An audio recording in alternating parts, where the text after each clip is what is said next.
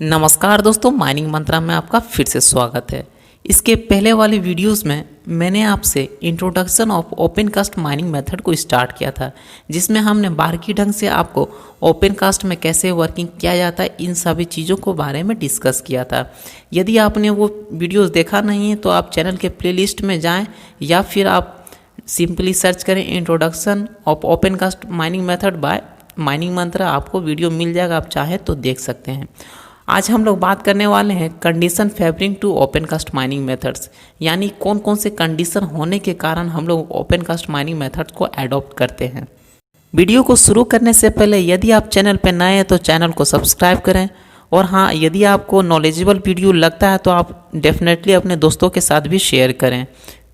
PDF के लिए आप हमें टेलीग्राम ऐप पे फॉलो कर सकते हैं, जिसका लिंक चैनल के अबाउट सेक्शन में दिया हुआ है। आप चाहें तो हमें इंस्टाग्राम में भी फॉलो कर सकते हैं। बातें बहुत हो गई, अब आइए अपने टॉपिक्स पे। Condition favouring to open cast mining methods. दोस्तों, बहुत सारे कंडीशन होते हैं जो हमें फेवर करता है कि आप ओपन कास्ट माइनिंग मेथड्स को एडॉप्ट करें। उनमें से पहला है आपका माइल्ड क्लाइमेटिक कंडीशन, दूसरा है topography, depth of overburden and mineral deposit, चौथा है आपका ओवरबर्डन, पांचवा है थिकनेस ऑफ कोल, छठा है एक्यूमुलेशन ऑफ वाटर। इन सभी पॉइंट्स के अलावा कई और भी फैक्टर्स हैं जो हमें ओपन कास्ट माइनिंग मेथड्स को एडॉप्ट करने के लिए कंडीशन को फेवर करते हैं। इन सारे पॉइंट को हम लोग एक एक करके डिस्कस करते हैं और अपना जो कॉन्सेप्ट है उसको भी हम लोग बिल्डअप करते हुए आगे बढ़ेंगे। तो बात आता है आपका माइल्ड क्लाइमेटिक कंडीशन के बारे में। जैसा कि हमें मालूम है कि ओपन कास्ट माइंस के अंदर आपका कोई रूफ होता नहीं है। रूफ नहीं होने के कारण जो भी नेचुरल इन्वायरमेंट है वो हमें तुरंत इफेक्ट कर देते हैं। नेचुरल इन्वायरमेंटल फैक्टर्स के द्वारा हमारे जो वर्क पर्सन है, मशीनरीज है, ये सभी बैडली इफेक्टेड हो जाते हैं। इसलिए हम लोग माइल्ड क्लाइमेटिक कंडीशन को फेवर करते हैं ओपन कास्ट माइन। दोस्तों, हमारे इंडिया में मेनली 3 सीज़न हम लोग फॉलो करते हैं। एक आपका रेनी सीज़न, विंटर और समर सीज़न। तो यदि मान लीजिए कि रेनी सीज़न है, उस समय हमारे माइंस में पानी घुस जाएगा और बहुत ज़्यादा मूसलाधार बारिश होने के कारण हमारे माइंस के अंदर में पानी जम जाएगा। तो वैसे कंडीशन में क्या होगा कि हमारा जो वर्कर है, जो मशीन से उसके द्वारा जो प्रोडक्शन होना वाला था वो सभी रुक जाएंगे, वो सभी स्टैंड स्टिल हो जाएंगे। तो वैसे कंडीशन में हम लोग यदि अच्छी तरीक़ा से पंपिंग और डीवाटरिंग नहीं करेंगे तो हमारा जो प्रोडक्शन है वो पूरी तरीक़ा से ठप हो जाएगा। तो उसके लिए हमें चाहिए कि माइल्ड क्लाइमेटिक कंडीशन हो। वो माइल्ड क्लाइमेटिक कंडीशन बताता है कि ऐसा कंडीशन हो जिसमें हम लोग ईजिली काम कर सकें। यही मान लीजिए कि समर सीज़न होता तो समर में हम लोग जानते हैं कि दोपहर के बाद बहुत भयानक गर्मी लगती है। तो वैसे कंडीशन में जो वर्कर्स हैं वो और मशीन्स है वो सभी, तो उसका कुछ एफिशिएंसी होता है काम करने का। यदि पूरा टेम्परेचर हाई हो जाएगा तो वर्कर लोग अच्छी तरीक़े से काम नहीं कर पाएंगे, मशीन्स भी आपका काम नहीं कर पाएगा। तो वैसे कंडीशन में जो प्रोडक्शन होने वाला था अच्छा, वो आपका कम हो जाएगा। और यदि यही मान लीजिए आपका ठंडा का समय है, तो यदि 0 डिग्री सेल्सियस से टेम्परेचर डाउन होता है तो वैसे कंडीशन में भी आपका वर्कर लोग अच्छी तरीक़ा से अपना 100% दे नहीं पाते हैं। तो इसके कारण हमारा जो आउटपुट होने वाला था वो हमारा कम होता है, लेस होता है। तो इसलिए हमें चाहिए कि माइल्ड क्लाइमेटिक कंडीशन हो, ऐसा कंडीशन हो जिसमें हम लोग अच्छी तरीक़ा से काम कर सकें और प्रोडक्शन अपना अच्छा दे सकें। अब जो नेक्स्ट पॉइंट आता है वो है आपका टोपोग्राफी।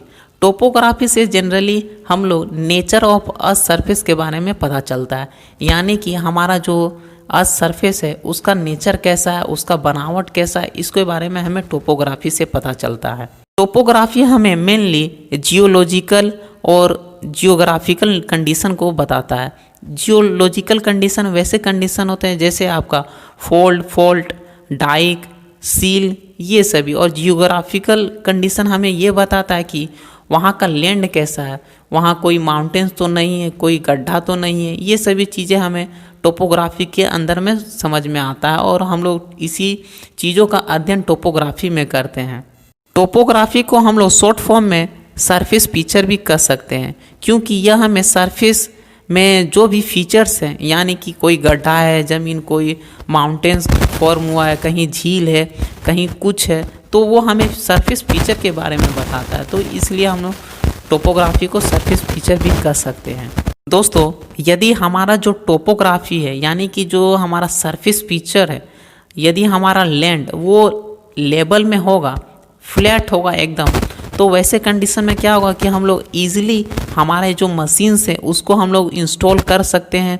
और जो बड़े बड़े मशीन्स होते हैं, जैसा कि आप जानते हैं ओपन कास्ट में हैवी मशीन्स चलती है, तो वो सभी मशीन्स को हम लोग ईजिली इंस्टॉल कर सकते हैं और वहाँ पे हम लोग उस मशीन्स के द्वारा मूवमेंट ईजिली कर सकते हैं। यदि वो लैंड फ्लैट होगा या फिर आप बोल लीजिए पूरा तरीका से हॉरिजॉन्टल होगा।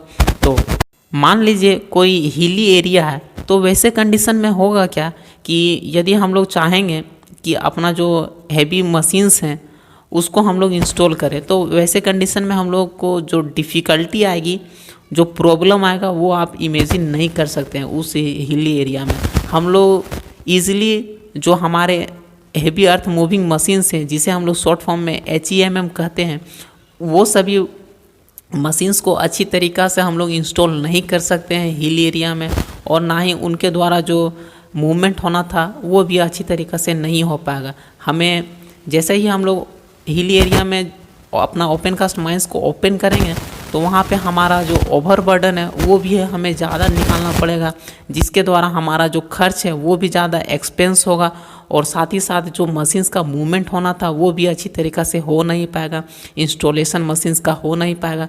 तो वैसे कंडीशन में हमें चाहिए कि ऐसा एरिया हो जो हमें फ्लैट हो, जो ज़्यादा उबड़ खाबड़ नहीं हो, कोई माउंटेन टाइप का इलाका नहीं हो।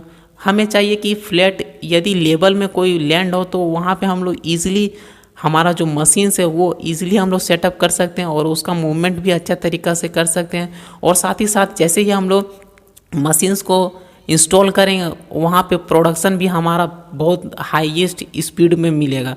तो वैसे कंडीशन में हम लोग को टोपोग्राफी में चाहिए कि लेवल, जो एरिया, जो लैंड है वो फ्लैट होना चाहिए। ये सभी बातें हो गई आपकी टोपोग्राफी को लेकर। तो टोपोग्राफी में हम लोग जनरली समझें क्या कि यदि कोई माउंटेन्स का इलाका है तो वहाँ पे हम लोग को बहुत ज़्यादा प्रॉब्लम होगा मशीन्स को सेटअप करने में, और हमारा प्रोडक्शन भी बहुत कम होगा। तो वैसे कंडीशन में चाहिए कि यदि कोई एरिया लेवल में है तो वो हमारे लिए बेस्ट फैक्टर साबित होगा, और वहाँ पे हम लोग ईज़िली इन सभी मशीन्स को सेटअप कर सकते हैं, और इनके द्वारा जो आउटपुट है वो भी हमें ज़्यादा देखने को मिलेगा। यदि कोई एरिया आपका गड्ढा टाइप का एरिया है तो वैसे कंडीशन में भी हम लोग को ज़्यादा प्रॉब्लम क्रिएट नहीं होगा। हम लोग अच्छी तरीक़ा से वहाँ पे भी अपना मशीन्स को इंस्टॉल कर सकते हैं और वहाँ से हम लोग आउटपुट अच्छे तरीक़ा से ले सकते हैं। ये प्रॉब्लम सिर्फ और सिर्फ आपको हिली एरिया में देखने को मिलेगा। और यदि मान लीजिए बहुत ज़्यादा गड्ढा है, जैसे कि आपका जो डेप्थ है वो 500 मीटर से ज़्यादा है, तो वैसे कंडीशन में भी हम लोग को प्रॉब्लम क्रिएट हो जाएगा। आशा करते हैं कि आपको इन दोनों पॉइंट्स को अच्छी तरीक़ा से समझ में आया होगा। अब बात करते हैं अपने जो नेक्स्ट पॉइंट है, वो है आपका डेप्थ ऑफ ओवरबर्डन को लेकर। पहले क्या होता था कि हम लोग ओपन कास्ट माइंस को 9 मीटर डेप्थ तक ही हम लोग खोलते थे। ऐसा इसलिए क्योंकि हमारे पास ना ही कोई मशीन्स थी, ना ही कोई हमारे पास कोई इक्विपमेंट था जिसके द्वारा हम लोग 9 मीटर से अधिक में ओपन कास्ट माइंस को चला सकते थे। लेकिन जैसे जैसे समय बीतता गया और जैसे जैसे हमारा इन्वेंशन होते गया बड़े बड़े मशीनों का, तो वैसे वैसे ओपन कास्ट माइंस का जो डेप्थ है वो भी इंक्रीज होता गया। अभी हाल ही में धनबाद में 480 मीटर डेप्थ तक ओपन कास्ट माइंस को खोला जा रहा है, जिसे हम लोग मुकुंदा प्रोजेक्ट के नाम से जानते हैं। ये जो प्रोजेक्ट है वो झरिया में स्थित है। यदि डेप्थ ऑफ ओवरबर्डन ज़्यादा होगा तो जाहिर सी बात है जो खर्च हमें ओवरबर्डन्स को निकालने के लिए लगेगा वो भी हमें ज़्यादा खर्चा आएगा। अब जो नेक्स्ट पॉइंट है वो है आपका ओवरबर्डन। दोस्तों, मैंने आपको पहली क्लास में ओवरबर्डन का मतलब समझाया था। मेनली 2 लेयर्स होता है जिसे हमको हटाना होता है, उसके बाद ही हमें कोल डिपॉजिट मिलता है। इन दोनों लेयर्स होते कौन कौन से हैं? तो पहला होता है आपका टॉप सॉइल, जिस पर एग्रीकल्चर होता है। उसके नीचे में आपका हार्ड रॉक्स होता है, और हार्ड रॉक के नीचे में आपका कोल डिपॉजिट या फिर मिनरल डिपॉजिट होता है। कोल्ड डिपॉजिट और मिलर डिपॉजिट तक पहुंचने के लिए हमें इन दोनों लेयर्स को हटाना होता है। तो इन दोनों लेयर्स का हमारे जीवन में तो कुछ काम है नहीं, इसलिए हम लोग एज अ वेस्टेज मटेरियल के तौर पर हम लोग इन दोनों लेयर्स को ट्रीट करते हैं और उसी को हम लोग ओवरबर्डन कहते हैं। दोस्तों, ओवरबर्डन के टर्म में एक पॉइंट आता है जिसे हम लोग स्टिपिंग रेशियो के नाम से जाना जाता है। ये स्टिपिंग रेशियो एक रेशियो होता है जो कि हमें बताता है कि 1 टन कोयला निकालने के लिए 1 मीटर क्यूबिक ओवरबर्डन को हटाया जाता है। तो यह हमें रेशियो बताता है, किसका किसका रेशियो, तो ओवरबर्डन का रेशियो और आपने जो कोयला को जो एक्सट्रैक्शन किया है उसके रेशियो को ये बताता है। यदि आप 1 मीटर क्यूबिक ओवरबर्डन को हटा रहे हैं और हमें 1 टन कोयला मिल रहा तो वह हमारा स्टिपिंग रेशियो कहलाएगा।